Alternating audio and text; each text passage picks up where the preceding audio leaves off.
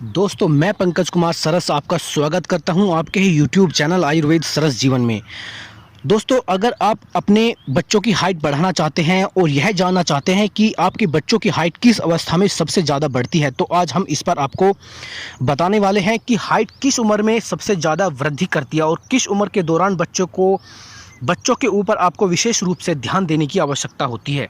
बच्चों की सबसे ज़्यादा लंबाई उसके पैदा होने के 1 साल के अंदर बढ़ती है। आपको यह बात समझ लेनी चाहिए कि आपका बच्चा जब 1 साल के अंदर होता है तो उसको किसी भी प्रकार के पोषण की आपको कमी नहीं होने देनी चाहिए। बच्चे जीवन के सबसे पहले साल में करीब 10 इंच तक की वृद्धि करते हैं। उसके बाद उनका कद हर साल जीन्स और उसके खान-पान के अनुसार ही बढ़ता है। जन्म के 1 वर्ष के बाद ही अगर हम बात करें तो लड़कों की सबसे ज़्यादा हाइट 13 से 14 वर्ष की आयु में बढ़ती है और औसतन आयु 9.5 सेंटीमीटर तक उनकी हाइट बढ़ जाती है। इसके अलावा लड़कियों की सबसे ज़्यादा हाइट जो बढ़ती है वो 11 से 12 वर्ष की आयु के बीच में बढ़ती है। औसतन 8.3 सेंटीमीटर तक लड़कियों की हाइट में वृद्धि होती है।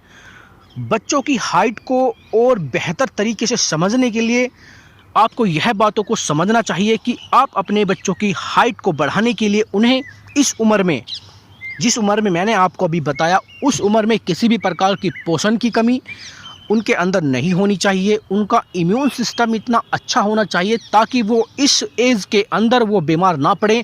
अगर वो इस एज के दौरान बीमार पड़ते हैं तो शरीर की जो भी एनर्जी होती है वो शरीर को ठीक करने में वेस्ट हो जाती है, और जब शरीर हमारा ठीक होता है और हमारे शरीर के अंदर एनर्जी भी होती है, इम्यून सिस्टम हमारा सॉलिड होता है, तो हमारे शरीर के प्रत्येक अंग का विकास बहुत तेज़ी से स्वयं होने लगता है। इसीलिए आप ध्यान रखें कि आपके बच्चे इस एज के बीच में बीमार ना हो। अगर वे बीमार होते हैं तो उनकी हाइट, उनके शरीर की वृद्धि में रुकावट पैदा हो जाती है, जिससे उनकी हाइट बढ़ नहीं पाती है। तो आप इन चीज़ों का हमेशा ध्यान रखेंगी। अगर आप इन चीज़ों का ध्यान रखती हैं तो आपके बच्चों की हाइट निश्चित रूप से बढ़ेगी और आपके बच्चे एक अच्छी हाइट को ज़रूर प्राप्त करेंगे।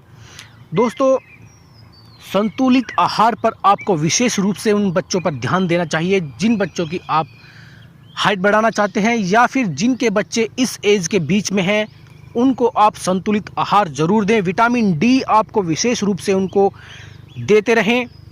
नकारात्मक प्रभाव उन पर किसी भी प्रकार का नहीं पड़ना चाहिए। ऐसे में विटामिन डी युक्त खाद्य पदार्थ जैसे पनीर, फलियां आपको उनको आवश्यक रूप से देनी चाहिए, जिन चीज़ों में विटामिन डी होता है।